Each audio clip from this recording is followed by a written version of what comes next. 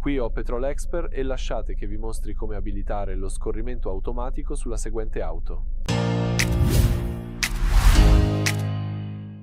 Quindi all'inizio iniziamo utilizzando la schermata principale, poi tutto ciò che dobbiamo fare è usare il pulsante Impostazioni situato nella parte superiore destra dello schermo. Qui avete accesso al seguente menu. Tutto quello che dobbiamo fare ora è selezionare qui la configurazione dello schermo.